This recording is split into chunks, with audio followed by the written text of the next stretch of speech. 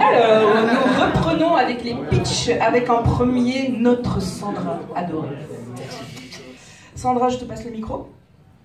Nous t'écoutons, le cœur ouvert. Vas-y. Ouais. C'est super, on fera pas mieux. Bonsoir à tous. Merci beaucoup Mélika de me donner l'occasion de m'exprimer ce soir. On va commencer par un sondage. Yes. Qui ici a déjà fait un burn-out? Oh oui. Oh oui, d'accord. Tant que ça. Merci de me donner la parole, c'est bien. Je pense que je vous bats tous de toute façon. J'en ai fait 3. Wow. J'en ai fait 3 et je vais vous raconter le dernier. Parce que le dernier c'était le mieux. Normal, j'ai eu le temps de répéter, donc celui-là était bien. C'est un peu mon acte fatal à moi en fait. Ça s'est passé le 29 février. Le 29 février de cette année. Ce 29 février, j'ai fait une trilogie de choses que j'avais jamais faites. Et quoi de mieux qu'un jour qui n'existe pas pour faire quelque chose qu'on n'a jamais fait. Non mais dis-nous, tu l'as répété ton truc. C'est génial, enfin je veux dire. J'ai des petites idées. C'est là mon cerveau qui fait des bulles, mais j'en ai un là. Yes. Alors, les 3 choses que j'ai fait ce 29 février, déjà, c'est que j'ai fait ma première vidéo YouTube. Alors, c'était la première et c'était pas n'importe quoi. Enfin, c'était une vidéo politique. Je pensais pas faire ça. Moi, je pensais faire du scientifique, comme d'habitude. J'ai fait une vidéo contre la loi travail, où je parlais déjà de burn-out, en fait. Je l'ai sortie le 29 février et j'étais encore salariée. Donc, ça a été plutôt pas très bien accueilli. Heureusement, j'ai trouvé une solution. J'ai quitté le salariat ce jour-là également. Ouais, non, en fait, c'était pas si bien que ça. Hein. J'ai été évacuée par le SAMU, parce que c'était mon 3e burn-out. Et c'est plutôt moche les burn-out. Si on n'a pas le pot de départ avec les cadeaux. Le problème du burn-out, c'est que la personne qui est dans l'entreprise, elle est là et elle n'est plus là. Et les gens ne savent pas ce qui s'est passé. Maintenant, ils me voient peut-être, hein, mais non. Il n'y a pas une communication, bien sûr. Alors, 29 février, bien sûr, c'est gravé dans ma mémoire. Et qu'est-ce qui se passe après le 29 février? Le 1er mars. Le 1er mars. Une personne que je suis, merci Julien. Alors oui, c'est Captain Obvious, je sais. En fait, le 1er mars, c'est mon anniversaire. On ne l'a pas fait, forcément. J'ai mis un mois à marcher, en fait, sans soutien. Mais on ne l'a pas fait 3 fois. Parce qu'en fait, j'ai voulu faire des non-anniversaires, comme dans Alice au Pays des Merveilles. Et le problème, c'est que les gens, ils ne sont pas venus. Le problème du burn-out, c'est ça, en fait. C'est que ça fait peur. Ça fait peur et c'est tabou. Et on ne sait pas ce qu'il y a derrière. C'est les fameuses personnes qui disparaissent de l'entreprise. On ne sait pas ce qu'ils deviennent. C'est un peu comme Voldemort. On ne prononce pas le nom.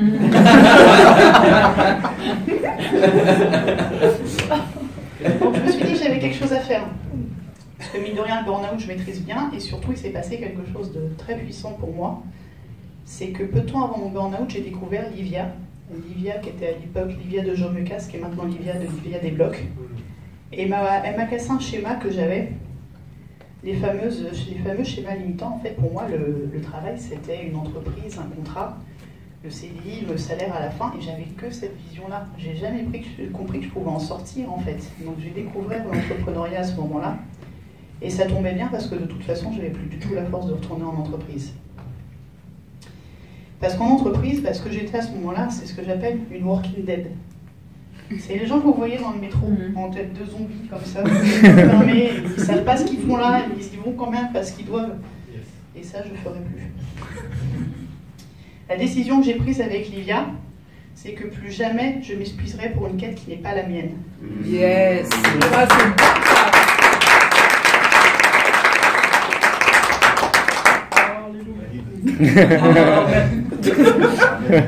Alors le problème, c'est que les Walking Dead, il y en a beaucoup. Il y a une étude qui est sortie récemment, Parlons Travail, 120 000 répondants, un peu plus. Il y a un salarié sur 3 qui a déjà fait un burn-out. Il y a un chômeur, donc chômeur entrepreneur, sur 2 qui a déjà fait un burn-out, la moitié. Donc on a déjà vu sur les mains levées, mais potentiellement c'est la moitié de la salle. C'est un grand combat pour quelqu'un qui est tout seul. Mais heureusement, avec Livia, on a travaillé sur les pouvoirs. Et moi, j'ai un super pouvoir. Je suis Master of PowerPoint. C'est clair. Tout le monde, Ouais, il y c'est a de clair. la crosse aussi, si vous Vous connaissez les vidéos. Je peux faire passer à peu près tout ce que je veux sur un PowerPoint, et ça tombe bien parce que de la sensibilisation au burn-out, il n'y en a pas assez. Elle est très peu existante, elle est plutôt chiante. Et le problème, c'est que grand public, mais il n'y en a pas en fait. Ce qu'on voit dans la presse, il y a des tas de trucs qui sont faux. Et ce que j'entends par les gens qui m'ont trouvé sur mon site, c'est qu'il y a même des médecins et des psys qui ne savent pas encore faire la différence entre un burn-out et une dépression. Ça peut être lié, pas nécessairement, mais c'est pas du tout la même chose. Alors le burn-out, j'ai bien travaillé, je maîtrise bien. Le PowerPoint aussi. Alors j'ai décidé de faire quelque chose d'innovant, de parler du burn-out, mais de façon décalée.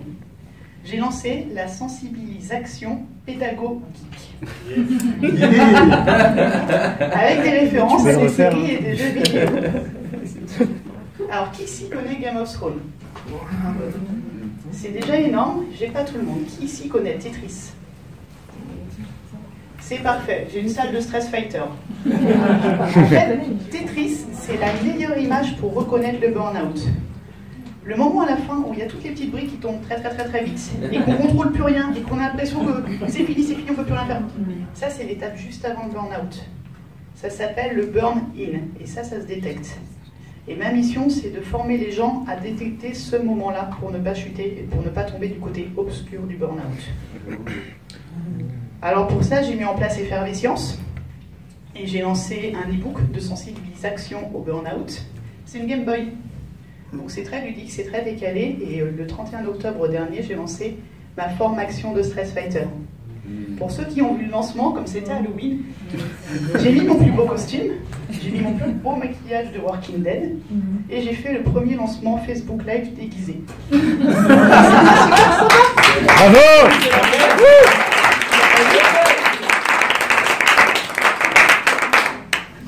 C'était super sympa et surtout c'était collaboratif. Parce que c'est un combat qui est très grand, qui est trop grand pour moi, parce que je suis encore très fatiguée. Et je suis scientifique, je suis Master of PowerPoint, je ne suis pas accompagnante. Donc ce que j'ai fait, c'est que j'ai créé un groupe sur Facebook, c'est les Stress Fighters Effervescients. Et il y a des gens, notamment des gens qui sont là dans la salle, je pense à Rénal, je pense à K de Boîte Crânienne, My Happiness Lab, je ne sais pas où est passé Kaola, Yes, Julien qui nous a rejoint récemment. Et l'idée, c'est qu'on a tous de la valeur à apporter, on a énormément de gens à aider. Et ma formation, c'est ça, je fais les bases de neuro, il y a des gens qui expliquent ça beaucoup mieux que moi, il y a des gens qui sont là pour apporter des conseils, et le but, c'est d'aider un maximum de monde. Et ce que j'ai voulu faire pour ça, c'est que le début de la formation, le module 1, il y a toute la partie sensibilisation au burn-out. J'explique ce qu'est le stress, j'explique comment il peut dériver en burn-out, et j'ai mis en place un test, enfin j'ai geekisé un test qui existe déjà dans les études, ça s'appelle la mesure de stress perçu. J'en ai fait le stressomètre. C'est multicolore, c'est très ludique, ça dit surtout quel est son état de stress interne. Parce que le stress à l'intérieur, on ne le voit pas forcément à l'extérieur, c'est très dur à évaluer, surtout quand on est la victime.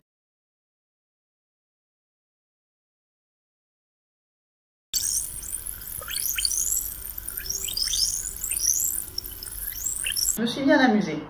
Mais l'important, c'est que le premier module, il est offert. Et le premier module, c'est là où on a toute la partie sensibilisation au burn-out, les fondamentaux du stress, et surtout, tu vas pouvoir évaluer ton niveau de stress. Parce que le problème, c'est qu'on ne se rend pas compte à quel point on est stressé, on s'en rend compte trop tard. C'est pour ça que ce module 1, il est gratuit, je mettrai le lien sous la vidéo. C'est super important que tu le fasses, que tu le partages, que tu aides un maximum de gens.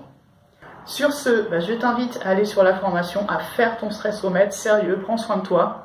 Et n'hésite pas à partager cette vidéo parce que la meilleure façon de détecter le burn-out, c'est par les proches. Donc si tu sens quelqu'un qui est concerné, tu lui envoies la formation, il fait son petit test. Si lui, il va directement à la fin du module 1, il est fixé et si jamais, il rejoint la quête et il devient Stress Fighter avec nous. On apprend, oui, mais c'est fun, c'est ludique, c'est collaboratif avec plein d'intervenants qui viennent intervenir dans la formation pour donner leurs conseils. Et surtout, on lutte contre les Walking Dead, il y en a beaucoup trop. Donc, je compte sur toi. Le partage, c'est un acte de stress défense.